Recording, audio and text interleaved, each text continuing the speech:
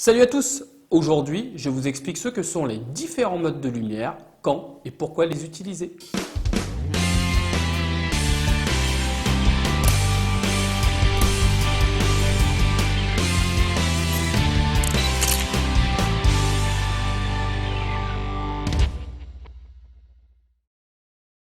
Bienvenue sur la chaîne Soyons Objectifs. Je rappelle qu'il s'agit d'une chaîne participative et collaborative en partenariat avec le magazine Digital Photo. Waouh!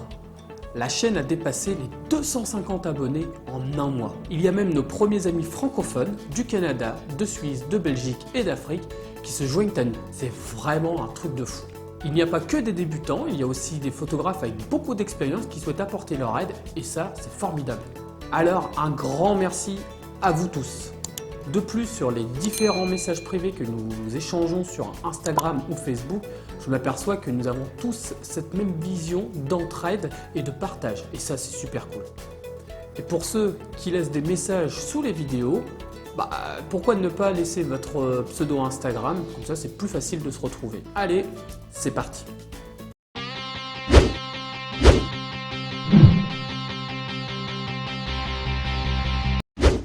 Au menu du jour, c'est une courte vidéo.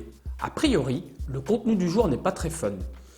Mais à la fin de cette vidéo, vous comprendrez à quoi servent certains pictogrammes qui apparaissent sur les écrans de vos appareils ou leur visée. Dans la vidéo d'introduction à l'exposition, nous avons vu la notion d'une photo surexposée ou sous-exposée. Aujourd'hui, il convient de comprendre l'élément important qui permet à votre appareil de calculer l'exposition nécessaire à la prise d'une photo. Vous vous souvenez que je vous avais indiqué qu'en mode ouverture A ou AV, en mode vitesse S ou TV, votre appareil gère comme un grand des trois éléments de l'exposition, vous laissant ainsi la main sur l'ouverture du diaphragme en mode ouverture ou bien sur le temps de pause en mode vitesse. Alors comment l'appareil mesure-t-il cette lumière nécessaire? À cet effet, nos appareils disposent d'un système de mesure de lumière intégré. Vous allez voir, c'est pas si difficile que ça. Alors, imaginons que vous êtes devant une superbe scène, vous attrapez votre appareil, vous appuyez à mi-course sur le déclencheur. Eh bien, c'est à ce moment-là que votre appareil fait la mesure de lumière juste avant de prendre la photo. Ces mesures de lumière peuvent être changées ou alternées selon la scène que vous souhaitez photographier. Mais pourquoi ? Bonne question, sans ça, il n'y aurait pas de vidéo aujourd'hui.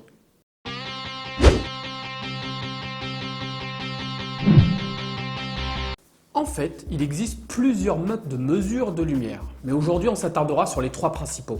Ces modes de mesure de lumière s'affichent sous la forme de pictogrammes sur vos écrans, sur votre visée, voire sur l'épaule de votre appareil. Et ils diffèrent d'un constructeur à l'autre, sinon ça serait pas marrant.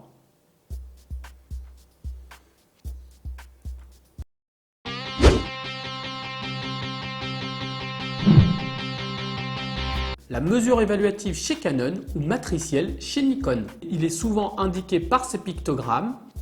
Ce mode est utilisé par défaut par votre appareil et d'ailleurs il convient à la majorité des cas. Vous voyez, je vous avais dit de ne pas paniquer.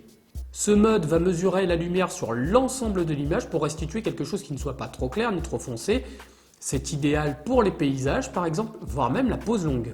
Mais il peut éprouver des difficultés en cas de fort contraste.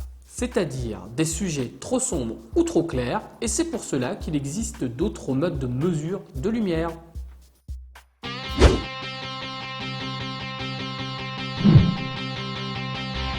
Un peu sur le même principe que la mesure évaluative ou matricielle, la mesure centrale pondérée, quant à elle, accorde plus d'importance au centre de l'image, environ 75%. Ce mode est particulièrement adapté aux images avec un fort premier plan et aux portraits.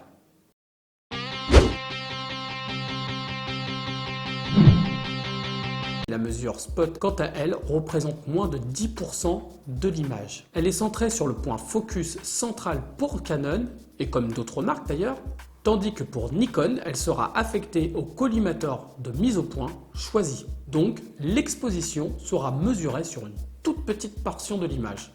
Ce mode ne tiendra pas compte du reste de la scène et seule cette zone sera correctement exposée. On pourra l'utiliser dans de la macro et dans des cas quelque peu difficiles en cas de faible luminosité ou de gros contraste, comme des concerts, des spectacles, des sujets en contre-jour et voire même des photos de la lune. Petite info pratique, en cas de portrait en contre-jour, vous ferez la mesure de lumière sur le visage du sujet et la partie lumineuse de l'image sera quant à elle surexposée. Mais ce n'est pas un réel problème pour cette situation-là. Voilà, c'est terminé pour ce court épisode. Vous vous rappelez du deal, une notion par épisode, c'est donc terminé. Pour ceux qui ne sont pas encore abonnés, c'est ici. Pour ceux qui ont oublié d'actionner l'alerte et qui se retrouvent un peu en retard dans les vidéos, c'est à ça que sert la petite cloche. On n'oublie pas d'actionner également le petit pouce bleu si le contenu vous a plu, c'est très important pour la chaîne. N'hésitez pas à parler de cette chaîne autour de vous, à vos proches, à vos amis, à tous ceux qui aiment la photo en général, et même sur votre Facebook, j'ai envie de dire, afin que d'autres nous rejoignent dans cette aventure. Et en attendant, soyons objectifs.